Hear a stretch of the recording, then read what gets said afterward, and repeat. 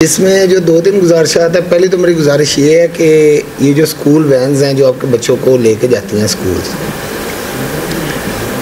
इनकी कभी आप हालत ज़ार ख़ुद भी चेक करें कि वो बच्चों को किस तरह उसमें लोड करते हैं और किस तरह वो लेके जाते हैं और उनके बसों का क्या हाल है।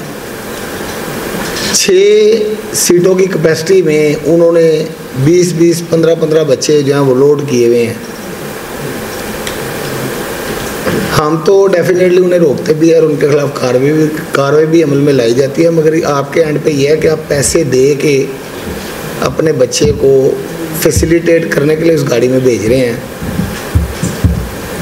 और वो उनके साथ क्या कर रहे हैं इसे भी आप कभी देखें जाके। इसके अलावा ये मैं अक्सर जहाँ भी होती है बात तो ये मैं लाजमी करता हूँ कि जो ट्रैफिक कवानीन है ये तमाम हकूक़ुल इबाद के ज़मरे में है।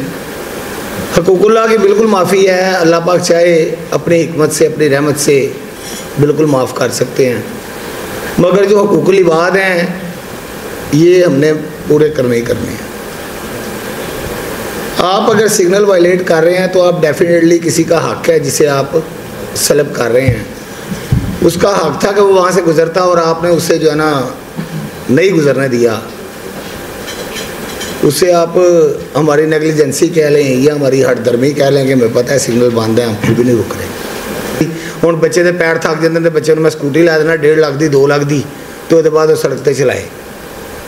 बच्चों को जिस तरह हम घर में रखते हैं, जिस तरह उनकी लुक आफ्टर करते हैं और हम सब चाहते हैं कि वो एक उनका फ्यूचर सिक्योर हो, उसी तरह हमें रोड पे भी उनको लुक आफ्टर आपने करना है, आपकी रिस्पॉन्सिबिलिटी। अगर आप समझते हैं कि सिर्फ पुलिस किया तो ऐसी बात नहीं है। ये मेरी चंद गुजारिशात हैं आपसे, मेरे भाई हैं। बच्चों को किसी भी सूरत में बाइक गाड़ी कोई चीज़ चलाने की इजाज़त ना दें। Thank you.